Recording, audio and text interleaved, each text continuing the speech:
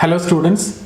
In this session, we are going to talk about the theories of social stratification. So we basically started off with stratification and we have discussed various concepts related to stratification. So we understood what are differences and how differences will become inequalities and how inequalities will be considered as stratification and what are the process involved in stratification. All these things we have discussed in the previous session. Now here we are formally going to start the theories in sociology now. Okay, so the first three chapters, it's like all were dry topics and you might have faced some problem in understanding those concepts because it is for the first time that you are studying positivism, non-positivism and all those things. But now after we start with thinkers, even those concepts like positivism, non-positivism, etc. is going to be very easy for you because we are going to start with Durkheim. So he is actually a positivist, so you will more understand about positivism, and when we discuss about Weber you will have more idea about non-positivism, Weber, Mead, etc. Okay, so this chapter, that thinkers, that we are going to start in the next session. Today I am formally starting the theories, but this is not part of thinkers, and then thinkers chapter we will do it in a much better way. You will understand everything, you will not face any problem in any of the theories. Okay, in fact thinkers is my strong area, so after attending all these sessions I am expecting that it will be your strength also, that thinkers will be your strength also. Okay, so here we will be starting with social stratification. So some introductory paragraphs are written here, not that significant, not that relevant. Actually I am talking about some evolution of the social stratification theories. Social stratification was tried to understand even before sociology also, so that also I have actually incorporated here. So we are starting from Plato, Aristotle time to, we are also coming and covering up to modern context, that is a postmodernist approach also. Out of which what is required for you in exam is basically the three theories which are mentioned in your syllabus, that is functional theory of social stratification, Weberian theory of social stratification and conflict theory of stratification, which is given by Marx. Okay, so if you see here, what I will do is, my idea is basically, see this paragraphs that we have written, I've told you from before sociology to postmodernism, is like to give you a general idea about how the studies on social stratification emerged and what was that evolution. So in case if you get a general question apart from what is there in the syllabus, in a worst case scenario, that means even from the other options also you cannot answer the question, then you should have some content to write the answer, and that's the only purpose in which I am giving you this. And I don't want your complete concentration here, I just need only 20% of your concentration in my first 5 to 10 minutes of discussion, because I am talking about that. That's not important from your syllabus. Okay, so in case if a emergency comes in, a worse situation comes, then you should have some content. That's the only objective, that you can read towards the end and you can understand also. But after that we will be talking about functional theory, which is considered very, very important, and you get questions also. Even if question is asked on conflict theory, you need to talk about functionalism. Okay, so today we will be talking about functional theory and we will complete it. Functional theories, we will discuss three theory: Parsons theory, Davis and Moore's theory, and also Warner's theory. Apart from that, two more topics is there, that is conflict theory. That what I will do is I'll cover it along with Marx. It is a Marxian theory, so when we discuss about Marx separately, I will cover it there so that it will be easy for you to understand. Unnecessary repetition is not required, like I'm doing here and I'm doing there. So once we understood the concepts related to Marx, the theory is going to be very easy rather than discussing the theory here. Okay, similarly Weberian theory also we will be discussing under Weber separately, so that you can avoid a lot of confusion and you can make things easier. Once you understood Weber, it will be very easy for you to understand. Marx is talking about classes, right? Upper class, lower class, etc. Weber also talking about more than class. We will see everything, okay, in detail in the coming sessions. But in the chapter of stratification, in the theories, the three theory which is there in the syllabus, I will be talking about only functional theory at this point of time, and the other two theories we will be covering along with Marx and Weber. That's what I want to tell you. Okay, now we will start with this discussion. So when we start with this discussion, the first 5 to 10 minutes I'll briefly talk about what all things happened before. the sociological understanding. Sociological understanding fundamentally starts from Weber. Even Marx also is not a pure sociologist. Okay, he is more of a philosopher or a political scientist or an economist rather than a sociologist. But his concern towards sociology only because of that reason, and some of his theories are socially very, very relevant. Okay, so his concern towards society and social issues, we are considering him as sociologist. That's it. Okay, so we will see others also in detail. Now, I want to talk about first the Aristotle and Plato. So initial understanding is like Plato, Aristotle. So here they have actually understood the inequalities are something which is natural or permanent and is inevitable. It's like this: people are born unequal. By birth, people are unequal. When you are born with certain talent. Okay, like male, female. Male is so much muscular and they can do a lot of jobs outside, like that. Okay, so some inequalities are there which is natural and which is by birth they are unequal. Okay, so some talents or some abilities are there by birth. That is their idea. Okay, so these two actually propagate the concept that the inequalities are something which is natural, it is permanent and also inevitable. So that is their idea: natural, permanent and inevitable. Okay, so this is the first group, and after this some groups are coming, like Saint Thomas, Saint Augustine. You don't want to remember all these people, all these names. So Saint Thomas, Saint Augustine. I'm not talking about sociology or sociological understanding at this point of time. So that's why I've told you, even if you are not concentrating now, it's okay. I just need only 20% of your concentration. And later when we discuss about functional theory, then you can concentrate more. Okay, so Saint Thomas, Saint Augustine, according to them, inequalities are actually socially created, and it is created because of prestige, property, etc. Okay, so for them it is socially created. So now a new school of thought emerged which considers that the inequalities are something which is socially created. That is actually a deviation from the naturalist understanding of inequality. What is a naturalist understanding? It is something which is natural. It is something which is permanent and inevitable for Plato, Aristotle, etc. Okay, now a new school of thought which is deviated from there and trying to understand inequality as something which is socially created. Okay, socially created. Then after some time you will see Locke, Bentham, Brooke and Hegel, etc., Rousseau, all these people. We will be talking about all these people. In fact, I will be teaching your world history also. So in world history later we will cover all these thinkers in detail, and not only in world history, we will be talking about these people in your ethics paper also. In fact, ethics also I will be teaching you. So there we will cover about all these thinkers, but at this point of time these are not sociologists. We are not giving too much importance in sociology, but just understand that what is their opinion is Locke, Bentham, Rousseau, Hegel, etc. is of the opinion that some of the differences are naturally created. That means inherent differences are there, and some of them are socially created. That means acquired differences over a period of time, and it could be the combination of both also. It could be natural or social. So in their opinion, either it should be inherent or acquired or combination of both. Inherent means by birth you got some talent.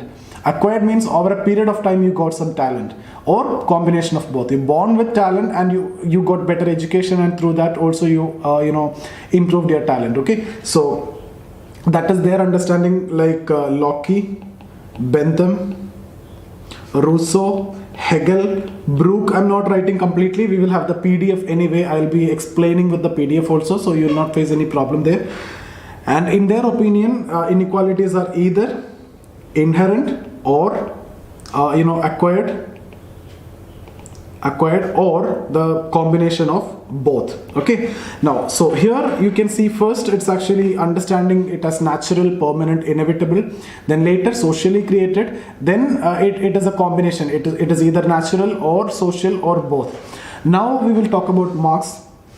When we talk about Marx, See, Marx is talking about, division of labor. Division of labor in all society, Marx is talking about division of labor, and those concepts we will discuss in Marx in detail, like ancient society, masters and slave; in feudal society, lords and serfs; okay, in capitalist society, workers and capitalist or bourgeois and proletariat. But broadly, every society is based on haves and have-nots, or upper class and lower class. Okay, so and exploitation of lower class by the upper class is common in all the societies. Okay, so Marx is talking about division of labor as the reason for this exploitation and this mechanism, okay, so of grouping or strata. So division of labor is actually creating inequality, and division of labor is actually creating the contradictions and conflict. Why contradiction? Because if we talk about workers and capitalists, upper class and lower class, their interests are contradictory. Workers want to work for less time with more wages, better working condition, etc. But capitalists don't want to provide that better working condition because it is unnecessary expense and not good wages, and they need more time of the workers also. So these are, in fact contradictory, but they are cooperating, which is an antagonistic cooperation according to Marx, and that result into conflict ultimately. Okay, so and what is the solution for this inequalities and this problem? Communist society, which is a utopian concept, and we will discuss about all those things in detail, but I'm saying here this is the theory all about. Okay, so Marx is talking about inequality because in terms of division of labor. Then comes Weber. Now, the advantage or the speciality in Weber is, when we talk about Marx, it's a monodimensional understanding or a monocausal understanding or a one-dimensional understanding. Marx is only talking about class and division of labor. But when it comes to Weber, Weber is talking about not only class. He's talking about class as one of the dimension of stratification. He's also talking about status and power. Okay, so these are the three dimensions of stratifications which you can see, and Weber is stressing or understanding a multi-dimensionality of pattern. Okay, multi-dimensional pattern of stratification is what he is trying to understand, like this. If suppose you need to be powerful, let's suppose this is class, this is status, and this is power. So you need to be at this stage if you need to be more powerful. Otherwise, if you have status, here you may have status. As a Brahmin, you may have status, but economically you may be poor. Okay, and you may stand here. Economically, you may be poor. Politically, you may not have power. So here is where you stand. That is not that powerful. You might have status. Similarly, you might be economically good, but you may belong to a very lower caste. So you don't have the status, and you may not have the power also, but you have money. So you stand here like that. So this is a very good understanding, very good interpretation of inequality and stratification. We will discuss this in detail. So here these two, Marx and Weber, these are theories that you need to study. Now after this, we need to study about functionalist, and today we will do that, structural functional theory. So structural functional theory means what? Functionalism, you understood, trying to see everything in terms of function. Whatever is existing in society is necessarily fulfilling certain vital functions for the society, and that's the idea of the functionalist. When we talk about structural functionalism, means it is functional for a particular structure. For example, when we talk about caste system, we can't study caste system in European societies. So when we study the functional aspects of the caste, it's a structural functionalist perspective is what M.N. Srinivas is using. We will be studying about that again later, but as of now I'm saying is it is a study of or understanding functions in terms of a particular structure. So this is functional for this particular structure. Caste system is functional maybe for this particular structure, like that. That's what I mean by structural functionalism. To the functionalism, you are adding that structure. Normally it was understood as universal functionalism, but here we are talking about structural functionalism. For a particular structure it is function. Okay, so all these perspectives, structural functionalism, conflict perspective, Weberian perspective, everything we will study when it comes to thinkers, and you will understand every perspective and methods, everything in a much better way. Okay, you will not face any problem in sociology, I guarantee you. So don't worry about these words. Okay, so structural functional approach related to study of social stratification. So what they do, they will try to justify inequality. They'll try to highlight the functions of inequality. They try to say that it is fulfilling certain vital functions for the society, and that's what exactly we are going to see today. Okay, so then later you can see postmodernist approach. What postmodernist says, currently you cannot see too much inequalities. Inequalities are actually, no, inequalities is too much, but the pattern of inequalities is not there. Pattern of inequalities are reducing, but individualized inequalities is more. Society is getting more and more complicated. Society is getting more and more individualistic. So individual inequalities are more than a group or a pattern of inequalities. So it is very difficult to understand pattern of inequalities. So the study of stratification itself is not important now. Okay, so that is the understanding of postmodern concept. For example, when we talk about society, what do you mean by pattern with respect to class? Upper class, lower class and middle class. Do you think nowadays can we say can we make only 3 divisions? Within middle class, do you think all these people, if at all you make this division, do you think all the people of middle class live exactly the same lifestyle or the same salary or the same education, same occupation? No. Within middle class, you can see upper middle class, middle class and lower middle class. Further, if you take this middle class, you can see upper middle class, middle class, lower middle class. So minute difference is also possible. Earlier that was not the case when we talk about 1920s, 30s and 40s. Then you can say upper class, middle class, lower class. So these 3 stratas is enough. But now if you need to understand that this 3 stratas is not enough. So the concept of stratification is very difficult now because you cannot pattern people properly. Even when we talk about Brahmins, earlier Brahmins almost all will show the same characteristics and properties. But now the Brahmins within them are totally different. Okay, so I hope you understood. So the stratas are diffusing, so they actually rejected the study of stratification. So this is the broad idea of theories of stratification. Now what we need to do is we need to discuss about functional theory. So we'll start with Parsons theory, which is a very simple theory. Then we will move to Davis and Moore theory. Davis and Moore theory is like this. He come up with certain propositions and then some other person, Melvin Tumin, will oppose those propositions. Okay, so he raised certain objections and then Davis and Moore will clarify that objections. So these are the 3 parts in which you need to write that theory. Apart from that, criticisms will be there, Marxian criticisms, etc. will be there, that we will see in the critical analysis. And then we will also see the theory of Warner, which is also very simple. So Parsons theory and Warner's theory will never be asked as specific questions, separate questions.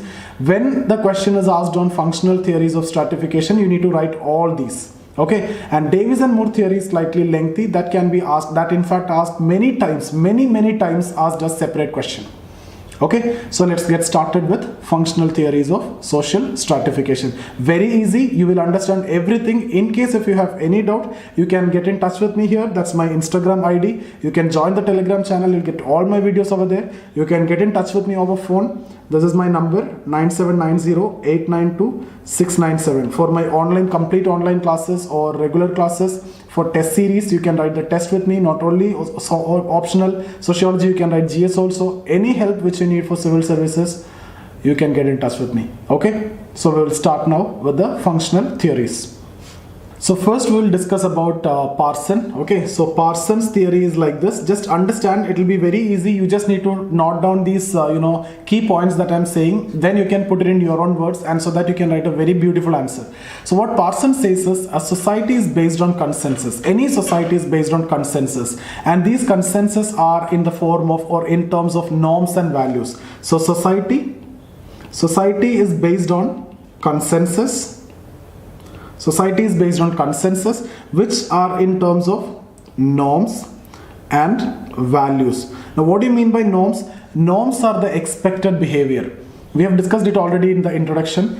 Values are the ideas through which you decide the desirability and undesirability of a particular phenomena. For example, if you carry a patriarchal value, what is desirable for you? A male child will be desirable for you. A male child is considered superior. A male child is considered desirable.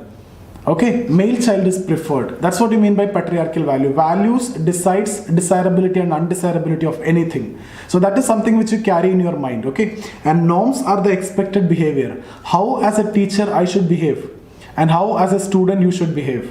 For example, when you go for a marriage, you should not be wearing a white sari. It's a norm. Okay, so it's not expected that you will wear a white sari in a marriage. You understood the reason. Okay, so here society is based on consensus. Like between us there is a consensus. What is that? I'll teach you the sociology and you will be studying. These are the consensus, right? It is all based on consensus.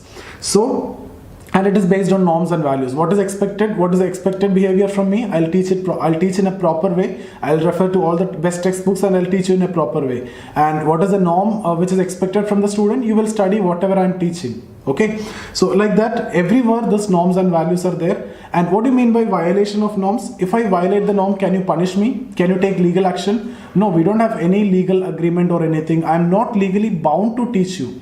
Okay, so violation of norm, or if you're not studying, can I punish you? I don't care. Why should I care for that? Okay, so why? Because we don't have any legal commitment. So if you're violating norm, it is considered as deviant or anomy. But if you're on the other hand, laws are something which if you violate, there will be punishment and you will be considered as a criminal, right? So that is the difference between norms and laws. Laws cannot be violated. Okay, norms are also not expected to violate, but even in case if you violate, no punishment in case of norm. In case of law, punishment. Law violation is actually a criminal offense. Norms violation is actually considered as deviant activity. Okay, so I hope you understood. Now, society is based on consensus, which are in terms of norms and values, and everybody will try to conform to these norms and values. Among ourselves also in this group, we are always trying to conform to norms and values. Okay, and not only trying to conform to norms and values, people try to evaluate themselves on the basis of their conformity towards norms and values. Like you will evaluate yourself whether you are studying properly, etc. And society also evaluate your members in terms of conformity to norms and values. And those who are conforming to norms and values will be rewarded properly.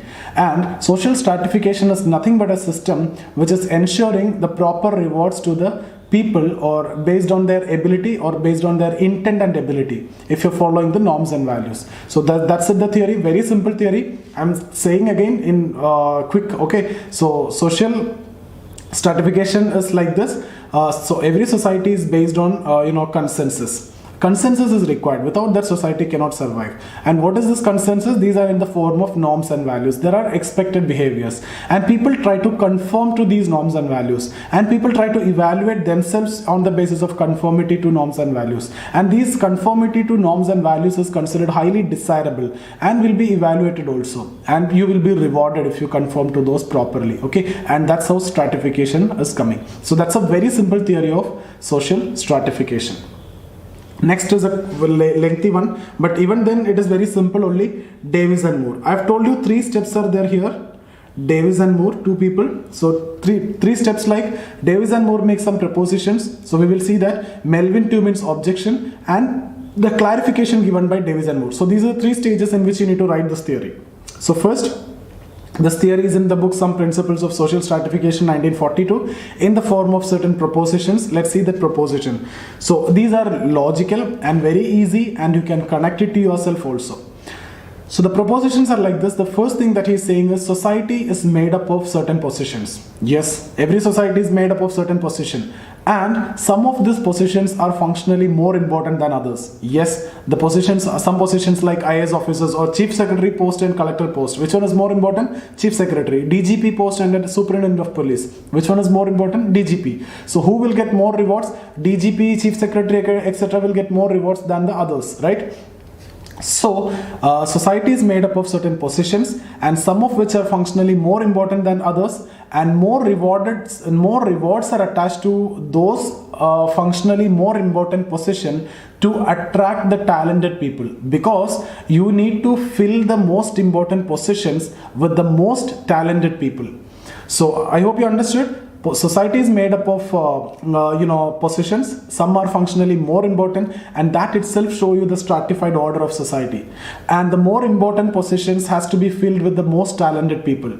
So more rewards are attached to that more important positions to attract the talented people. Otherwise, nobody will come. Why you want to become IAS and IPS? Because the more privileges, more rewards, etc. is there. It is not because you are going to do some social service. If at all you are going to say in interview, if somebody is asking you why you want to become an IAS or IPS, if you are saying social service, and that's not a good answer. In fact, this question was asked to many. I also faced this question. So what you need to say is you have something more to say. If you are simply saying social service, then you can join some NGO and you can do it better. Why you want power to do social service? You can do social service in other way also.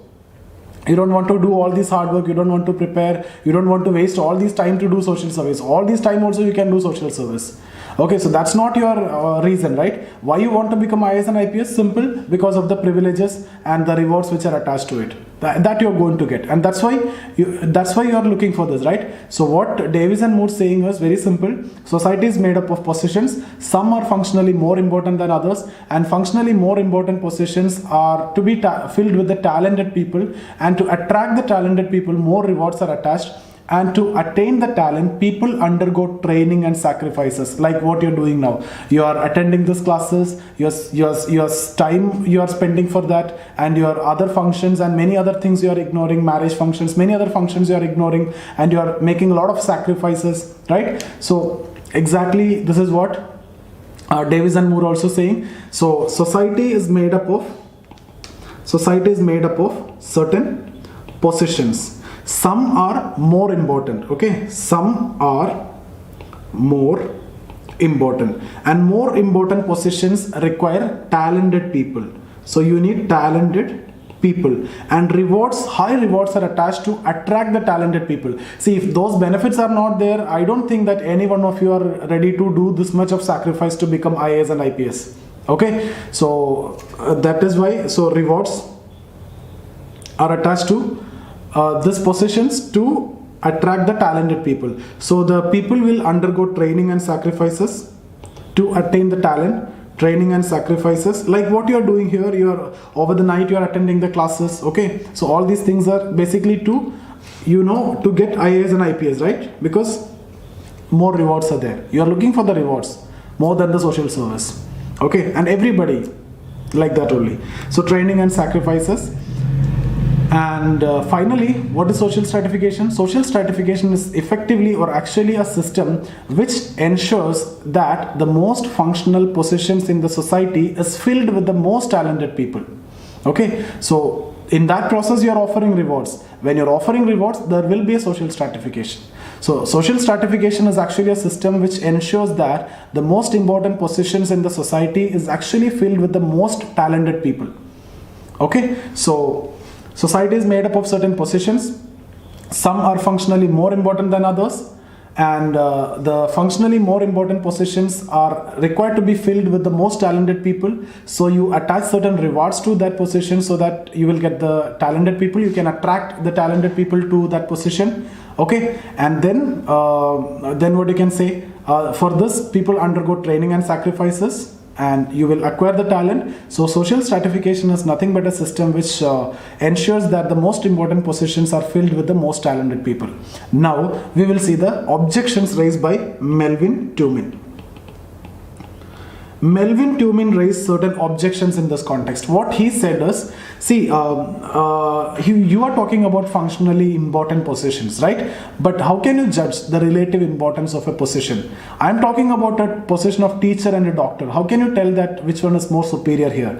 Without a teacher, you cannot be a doctor. And without a doctor, a teacher cannot survive. So which one is more superior here? That involves value judgment. Okay, so the first question raised by Melvin Tumin is how to judge the relative importance of a position. So, how to judge relative importance of a position. Second objection he raised is how to measure the talent of the people. You are measuring the talent of the people. You required talented people. So how to measure the talent of people? For example, when we talk about IAS IPS, is this exam actually measuring the talent of the people? Or if you talk about CAT exam, is it actually measuring the talent which is required? No, that is actually a question. That is again a subjective question. How to measure talent of the people? Okay. Thirdly, what he is saying is rewards can be considered functional only if you provide equal opportunity to all in terms of education, in terms of recruitment, in terms of training and everywhere. Now here in our society, that is not the case, right? Everybody is not getting equal opportunity. Lower class and upper class, their opportunities are different. Lower class, son of lower class will not get access to everything. Son of upper class will get access to everything. So he can be, achieve that top position very easily. Like in terms of better education, better healthcare, better access to everything. Okay. So even though we are talking about open system, even though we are saying that it is open to all, but still there are a lot of practical hindrances a poor person cannot achieve. Okay, so he is saying if equal opportunity is provided to all, then we can consider it as functional. Otherwise, we can't say it is functional.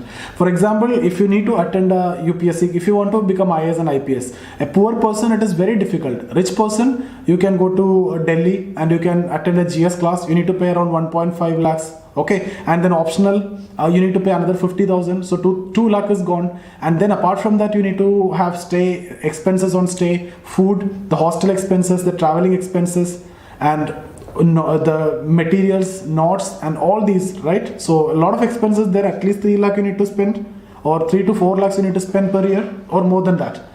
Okay, so is it possible for a poor person? No. Nowadays, everything is revolutionized because of this YouTube and videos, and everybody is doing videos. Okay, so you can get access to all these classes. Otherwise, do you think you will be attending these classes like this? You will not be attending, right? Because of this YouTube and everything, now there are changes. Now everybody have access to it.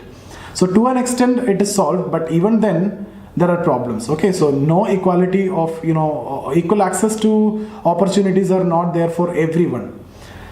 Okay, so like even now also not everyone have the mobile phone, not everyone have the capacity to recharge, right? So still there are problems, but let's not get into that. What I'm saying is his point is like this: rewards can be considered functional only if you give equal opportunity to all. So 3 criticisms related to the position, importance of position, and to judge the talents, and related to rewards also. And what he's saying is, people don't undergo training and sacrifices much. Only maybe a suspended earning during the time of training. Otherwise, not much sacrifices. And most of the time, sacrifices or the income, the expenditure will be taken care by the parents only.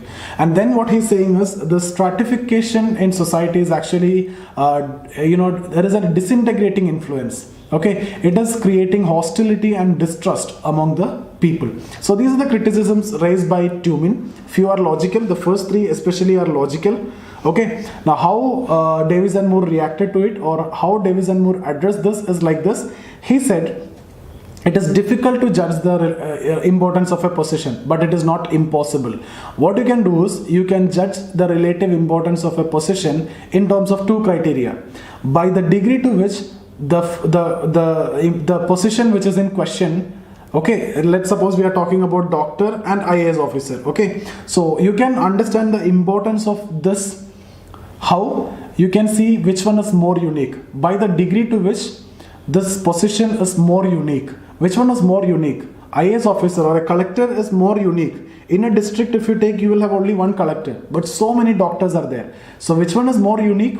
In that way, you can judge the importance. Secondly, the importance can be also understood by the degree to which other positions are depending on the one in question. So if you are talking about doctor and an IAS officer, the other positions depend more on which one? IAS officer, the collector, right? The entire district depends on that collector. Maybe a lot of doctors are there for the people in the district. So in this 2 way, you can actually judge the relative importance of a position. It is difficult, but not impossible. Okay, similarly, if you talk about IAS officer and doctor, it might be easy for me to convince you. But if I talk about doctor and teacher, you may be confused here. Right? Who's more unique here? I would say doctor is more unique, because anybody can be a teacher nowadays, but anybody cannot be a doctor.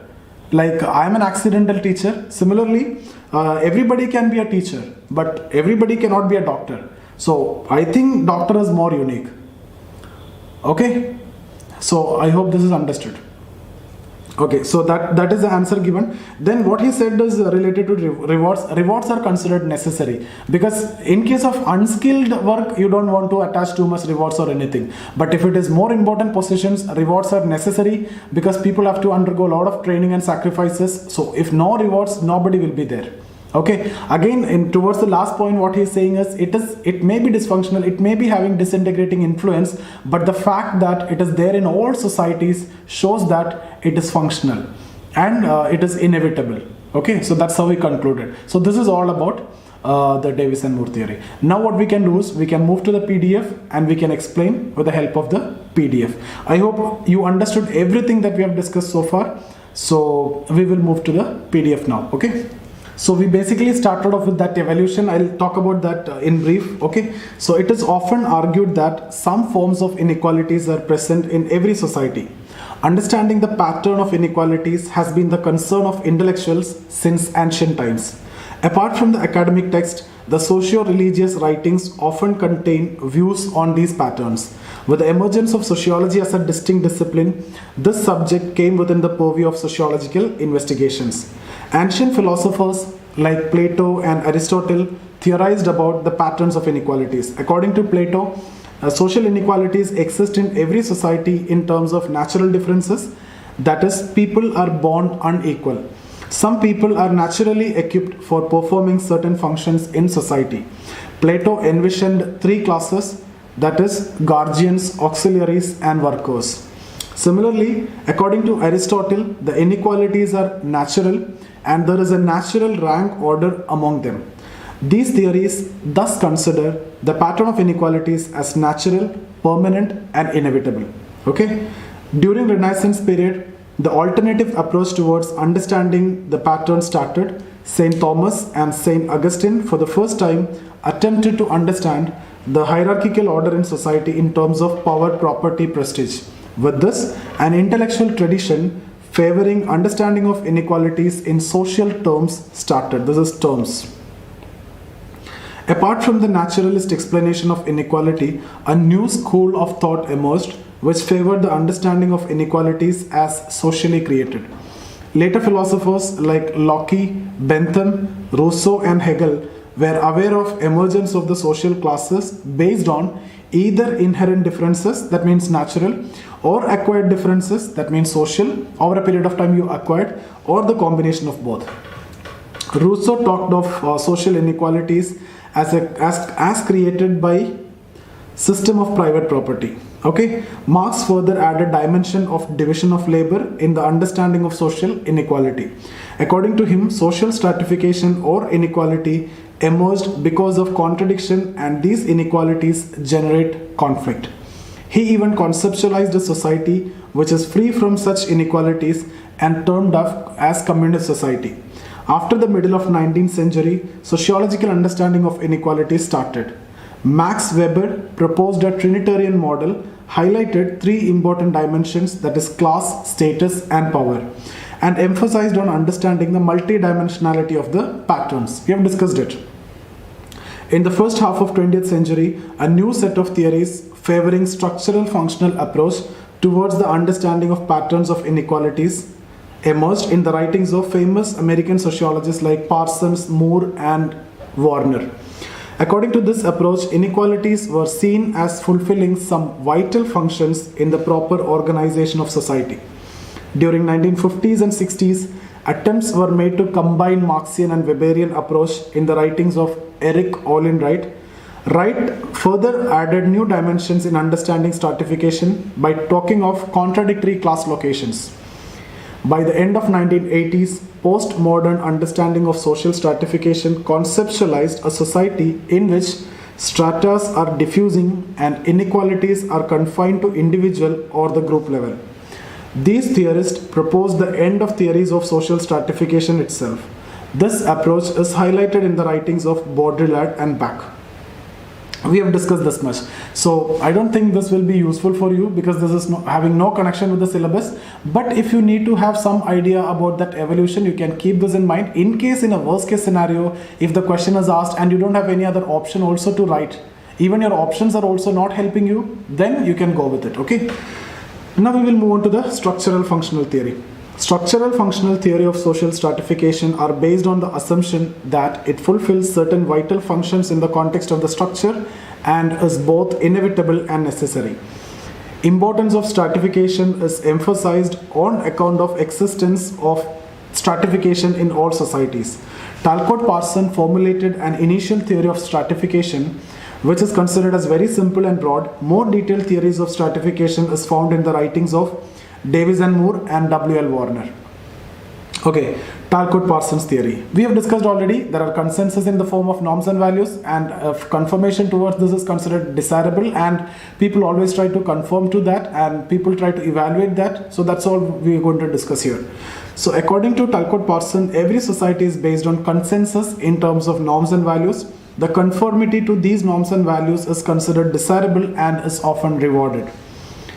People tend to evaluate themselves in terms of their ability to conform to these norms. Thus, social stratification is a mechanism of ensuring people that they have been given a particular position as per their intent and ability. I hope this is clear. Now, Davis and Moore theory. The theory is formulated in the famous book titled Some Principles of Social Stratification. You need to write the name of the book in terms of number of propositions explaining systematically the differential distribution of rewards in society.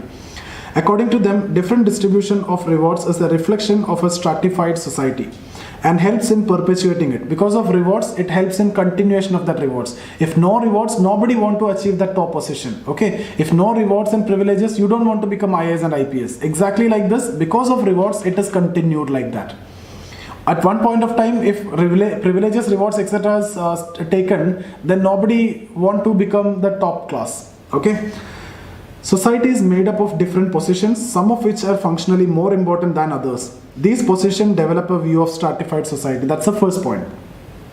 High rewards are attached to the positions of great importance in order to attract talented people needed for such position. Important positions require skill and training. Those who undertake this training make certain sacrifices and therefore have to be compensated by the way of more rewards. Social stratification is a mechanism of distribution of rewards in order to fill functionally more important positions with talented people. So I hope it is clear. Thus, stratified positions which are witnessed in every society are important for the proper organization of society. Moreover, there is no society which is based on unstratified social position. In reaction to this theory, Melvin Tumin raised certain objections. How to judge the relative importance of a position? First objection. Okay, it involves value preference. Rewards can be considered as functional only if society provides equal opportunity to all. Means in terms of education, in terms of training, in terms of recruitment, everywhere. There is no effective method for measuring talent of people. Trainees do not make any sacrifices except the suspended earning during training period, and generally the cost is taken care by the parents. There can be alternative motivational scheme instead of differential rewards. And what is this alternative motivational scheme he is not talking about? Okay, social stratification actually hinders the process of integration of society by generating hostility and distrust among the privileged and underprivileged. Okay, now the clarification part from Davis and Moore. Davis and Moore further clarified their theory of social stratification in the light of objections raised by Tumin. The further arguments given by Davis and Moore are: it is difficult but not impossible to judge the functional importance of a position. A particular position can be evaluated using two criteria. First one, by the degree to which the position is functionally unique. I have told you IAS officer, doctor, which one is more unique? IAS officer at any point of time. Okay. Even many doctors are also trying to become IAS officers. By the degree to which other positions are dependent upon the one in question. Okay. Rewards are necessary to motivate people to undergo training as it involves time, energy and money, which is not required for unskilled tasks. Moreover, trainees have to undergo a lot of hardships during training. So you can see point by point he is countering that. Okay. Then regarding alternative motivational scheme, he is not clear about that. Davis argued that modern society cannot function if people are left with whatever they wish to do. It will create imbalance in society. So that is not possible. Social stratification may be dysfunctional in certain aspects, but the fact that it is universally present shows that it must be fulfilling certain functions and is inevitable social reality. This is a counter for the last point. So that's it. That's about the theory. So Davis and Moore proposition, Melvin Tumin objection, and the clarification. Now there are some general criticism for this theory. That is what we are going to discuss now. In case if you get a critical analysis question, what we have done now is theory. Okay, that Melvin Tumin objections were part of the theory. These are the criticisms. Although this theory has been acknowledged as a valid sociological theory of stratification, still it suffers from number of logical errors. They include: this theory is more suitable for understanding class stratification. Other forms of social inequalities cannot be explained with this theory. For example, gender stratification is not based on functional importance of position. Rather, the gender inequalities are imposed by culture, right? So you can study only class stratification. You can't study these stratification like race. You can't study by this. Okay, it is not based on functions and functionally important position. Ethnic stratification we can't study by this. We have discussed about all these stratifications. So we can't study all these. Only class stratification it could be applied. That is a limitation. Second, this theory applies more on open stratification system. The rigidity of caste system cannot be explained with the help of this theory. Okay? This theory is based on unrealistic assumption of equal opportunities, whereas in reality, a number of factors like parental background, infrastructure, culture, etc. hinders equality of opportunity. We have discussed that point. Next, Davis and Moore theory cannot justify inherent exploitation generated by distribution of rewards. According to Marx and later Marxists, the distribution of rewards are actually controlled and managed by the dominant classes to satisfy their own interest. Yes, the upper class is managing this everything, and they are giving it to the upper class only to satisfy their own interest only. Thus, stratification is not fulfilling the interest of the society, rather it fulfills the interest of few. This view also has been supported by elite self-recruitment theory. We will discuss this in the chapter of politics and society. Very important theory. Why the son of IAS officer is becoming an IAS officer. Why the son of a doctor is becoming a doctor. Like that. This is what elite self-recruitment theory. We will discuss that in detail. This theory is little relevant in postmodern society as the strata-based inequalities seemed to be disappearing. Postmodernists claim that the existence of individualized inequalities rather than strata-based inequalities. Okay, we have discussed that point already in the beginning. Warner, in his famous book Yankee City, while reporting social classes based on status or lifestyle in few American communities, developed a different justification for existence of social stratification. So this is Warner's theory, a very simple theory similar to Parsons. He's saying people are compartmentalized like this. And all these are understood as different strata, and each of these having people with different culture. So you are compartmentalized on the basis of culture, so it actually helping in the maintenance of the culture. Okay, so there won't be any problem between two people. Intergroup conflict would also be avoided. That's what he's saying.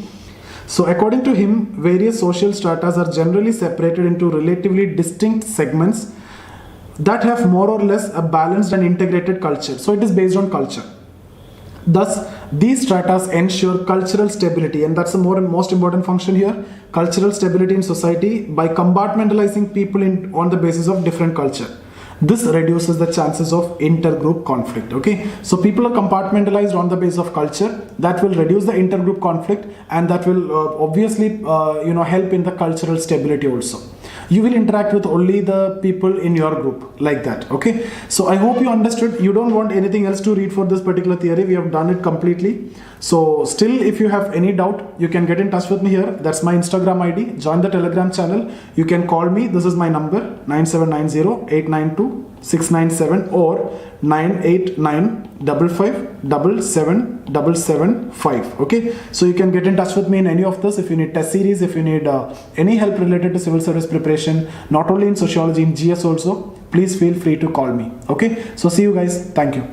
So that's about the session. I hope you understood everything that we have discussed today. If you have any doubt in any of the videos that we have discussed so far, you can get in touch with me here. That's my Instagram ID. Okay, or you can join the Telegram channel.